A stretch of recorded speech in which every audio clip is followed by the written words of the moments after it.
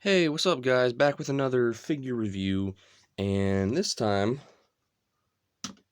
I'm going over this big old monstrosity. Now the only reason I call it that is because, quite frankly, it's pretty big. This is about the size of Megatron. Yeah.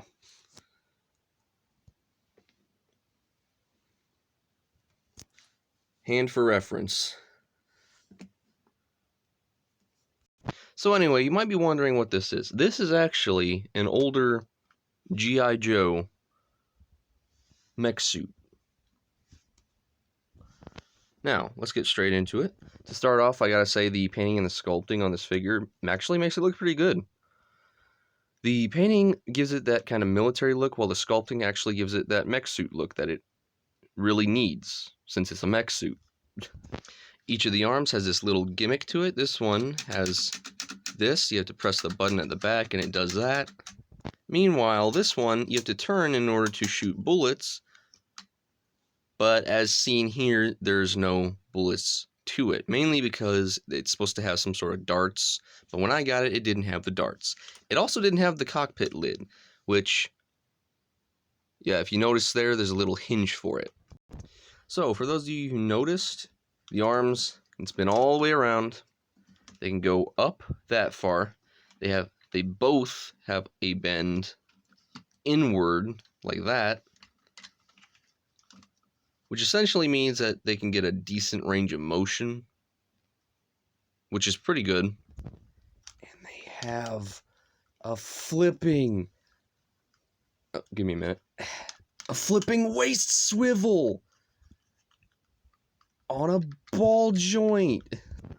The legs, if you can just manage, can get a decent push kick.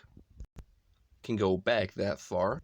Have no bend at the knee, even though it looks like it can bend at the knee. But there's plenty of ball joint pivoting at the feet. Now, how would I rate this figure? Well, for all its flaws, I would actually rate it up there towards Megatron, which is somewhere around a 9 or 8. Now, you might be wondering, this is a mech suit. Can it fit modern or partially modern figures? Well, for reference, I brought along Storm Shadow. So, can he fit? Yeah, pretty much. I also have another one of these. It's red, but the gimmicks are different. Move out. Now you might be wondering, what's so different about this one?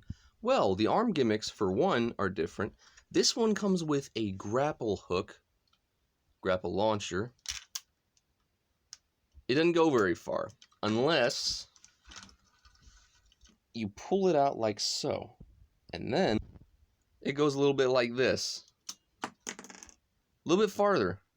Actually, quite a bit farther. You've also got this thing, and you might be wondering, what the heck is this thing? Well, there's this button on the bottom. Yeah. They specifically made this one to use this to kind of punch. I don't know what type this is. The legs are actually backwards on this model.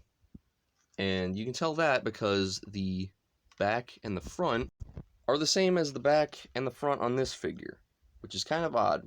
But then again, this one's got different arm gimmicks, which kind of hints to the fact that it's not the same type. And I thought, with the punching and the grapple hook, maybe it's some sort of like excavation type of thing. I don't know on that one. I really need to do more research on these. But just like the other one, figure fits. You got the same range of movement as well as that. And on both the figures, you have these little things. Lights or guns, something like that. Voila. Overall, these figures are pretty good. Painting and sculpting is nice. Movement is very good, especially for mech suits. Very good. Anyway, you all have a good day, good night, whenever it is you're watching this. If you haven't liked, shared, and subscribed yet, please do so. God bless.